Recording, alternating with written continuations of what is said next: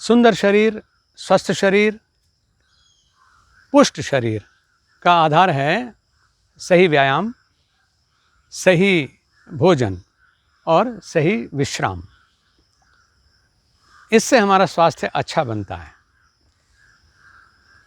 लेकिन मोक्षायतन योग संस्थान का जो contribution in field of health building, in field of personality development माना जाता है, वो ये है कि मोक्षायतन ने और एक चौथी चीज़ को बड़ी गहराई से पकड़ा, उस पर प्रयोग किए और ये पाया कि इसमें चौथी चीज़ जुड़नी चाहिए, सही मनोदशा।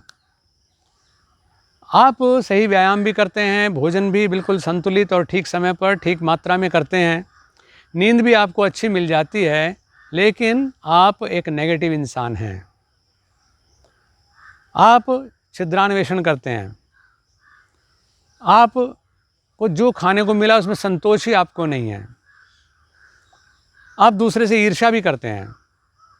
व्यायाम करने में भी इतनी ईर्ष्या करते हैं, सोचते हैं कि दूसरे के ऊपर अगर वजन ही गिर जाए तो अच्छा है, मेरा प्रतियोगी ख़त्म हो जाएगा।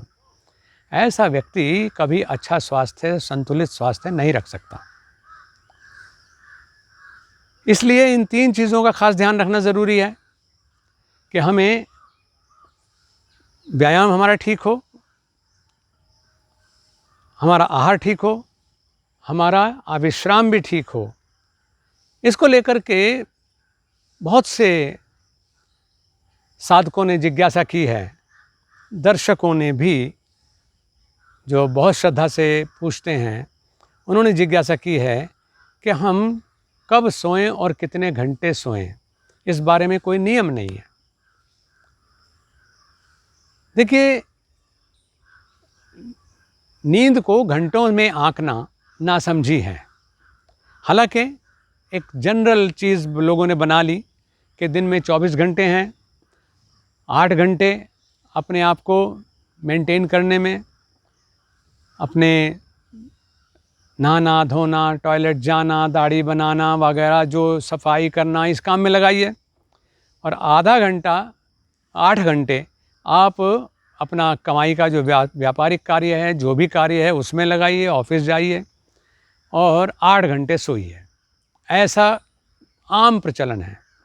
लेकिन मैं एक योग साधक होने के नाते, एक खिलाड़ी होने के नाते, और आप लोग गुरु भाव से भी देखते हैं, तो क्योंकि मेरा धर्म है कि मैं आपका हित सोचूं पुरोहित बन करके, तो वो ये बताता है मेरा अनुभव कि ये गलत है। नींद को घंटों में नहीं आंका जा सकता, काम को भी घंटों में नहीं आंका जा सकता। काम को फोकस पर आंका जा सकता है, नींद को गहराई पर आंका जा सकता है, और बाकी जो शोधन के कार्य हैं उनको आपकी चुस्ती फुर्ती और हमारा सिस्टम कितना अच्छा है, इसके ऊपर आंका जा सकता है। ऐसे भी लोग हैं जो बेचारे टॉयलेट में जाते हैं, उनका पेट ही साफ़ नहीं हो पाता, कोई वहाँ बैठ के स्मोकिंग करते हैं, कोई उससे पहले तरह तरह के खान पान करते हैं। बहुत से लोगों को ऐसी एलेक्सेटिव मेडिसिन्स लेनी पड़ती हैं, और फिर भी उन्हें लगता है कि भाई शायद नाश्ते के बाद फिर जाना पड़ेगा, दोपहर भोजन के बाद फिर जाना पड़ेगा। बाहर जाने पे भी ये शंका रहती है कि पता नहीं कि रास्ते में नेचुरल कॉल ना हो जाए तो क्या होगा, इसलिए अपने काम से बचे हुए हैं। तो सिस्टम ठीक होना ज़रूरी है, और ऐसे ही नींद जो है उसका जो मेज़रमेंट है वो है गहराई, कि आप काल विभाजन के हिसाब से तो बना दिया कि रात के जो समय है उसको हमने 4 प्रहर में बांट लिया। एक प्रहर जो है, जो शाम के समय के बाद का है, वो अपनी व्यवस्थाओं से संबंधित है, गृहस्थ धर्म से संबंधित है। उसके बाद दूसरा प्रहर और तीसरा प्रहर, ये जो बीच के 2 प्रहर हैं 8 घंटे के, उनको विश्राम में लगा देते हैं, और चौथे प्रहर में उठ ही जाना चाहिए। लेकिन जो योगी हैं, जो अच्छा स्वास्थ्य बनाना चाहते हैं और जो संतुलित हैं, उनको 2 प्रहर सोने की ज़रूरत नहीं होती है। किसी भी आप महान तपस्वी को देखें, चाहे वो हमारे राजनेताओं में हो, चाहे हमारे आध्यात्मिक गुरुओं में हो, चाहे समाज सेवियों में हो, हम लोग 4 घंटा सो करके बहुत अच्छा फ्रेश रहते हैं, लेकिन वो 4 घंटे नींद के होते हैं। उसमें कोई न स्वप्न होता है न करवट होती है, और उतने देर में हम इतना विश्राम ले लेते हैं कि अगले दिन लगातार 20 घंटे अपने कार्य को कर सकें। मैं ये नहीं कहता कि हर व्यक्ति आज ही 4 घंटा सोना शुरू कर दे, लेकिन ये ज़रूर कहूँगा कि आप देखते हैं कि अगर आप कई बार आधा घंटा आपको झपकी लगती है और उसके बाद एकदम आप तरोताज़ा हो जाते हैं और कई घंटे लगातार काम कर सकते हैं। और कई बार आपने देखा होगा ऐसी भी परिस्थिति आपके साथ होती है जब आप तनाव में हैं, कुंठा में हैं, परेशानी में हैं, थक चुके हैं, टूट चुके हैं दुनिया के थपेड़ों से, तो उस समय और या अंदर गैस्ट्रिक प्रॉब्लम हो रही है, माइग्रेन हो रहा है, हेडेक हो रहा है, तो आप किसी तरह से सो जाते हैं और आप 8 घंटे, 10 घंटे, 12 घंटे सोने के बाद भी आप जब उठते हैं तो आप ताज़ा नहीं उठते।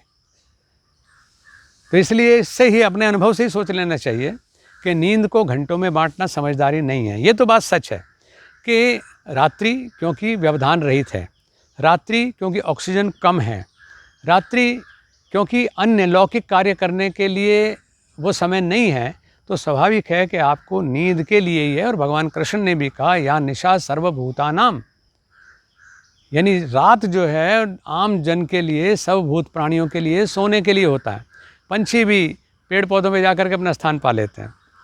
जो जंगल के हिंसक पशु भी हैं वो भी अपनी सुरक्षा के लिए अपनी कंदराओं में चले जाते हैं, अपने बिल में घुस जाते हैं, अपने नेस्ट में, घोंसलों में चले जाते हैं, और फिर उसके बाद वो गहन विश्रांति के बाद बाहर निकलते हैं। लेकिन ये भी सच है कि नींद हमारी गहरी होनी चाहिए, कम समय की होनी चाहिए। जितना कम समय की होगी उतना उसमें उपद्रव कम होंगे, उसमें गैस का उपद्रव कम होगा, उसमें उत्तेजनाएं कम होंगी, उसमें सपने कम होंगे, क्योंकि उसके लिए समय ही हमारे पास में नहीं है। तो वो होती है जिसको कहना चाहिए कि गहन निद्रा, प्रगाढ़ निद्रा, वो हमारे लिए महत्वपूर्ण है। तो रात्रि में सोना अच्छा है, और रात्रि के भी जो दूसरा प्रहर है उसमें सोना अच्छा है। जो लोग थोड़ा अधिक सोने की ज़रूरत महसूस करते हैं तो दूसरा और तीसरा प्रहर हमारे लिए अच्छा है। लेकिन विडंबना ये हो रही है कि हमारे पास बहाने हैं कि रात को 2 बजे से पहले तो हम सो ही नहीं पाते। तो इसमें भैया भारत भूषण क्या करेंगे, इसमें मोक्षायतन योग संस्थान क्या करेगा? करना तो आपको है, व्यवस्था आपकी है, नींद आपकी है। या आपके पास बहाने होते हैं कि रात को हम 2 बजे 3 बजे तक तो पढ़ते हैं। आपको पता होना चाहिए कि पढ़ने का समय रात को 2-3 बजे तक का नहीं होता है। पढ़ने का समय 2-3 बजे उठ कर के जो समय हमारा है वो पढ़ने का समय होता है। उसमें अधिक काम आप कम से कम समय में कर सकते हैं। रात भर जाग कर के आप जितना पढ़ेंगे, जितना फोकस करेंगे, जितना आप जो है विचार करेंगे, उससे कहीं कई गुना कार्य जो है आप कम समय में ब्रह्म मुहूर्त में जग करके कर सकते हैं। तो एक्सक्यूज़ेज़ नहीं, साधक के पास संकल्प चाहिए। तो आप ये जान लीजिएगा कि नींद घंटों में नहीं आंकी जानी चाहिए, गहराई में आंकी जानी चाहिए।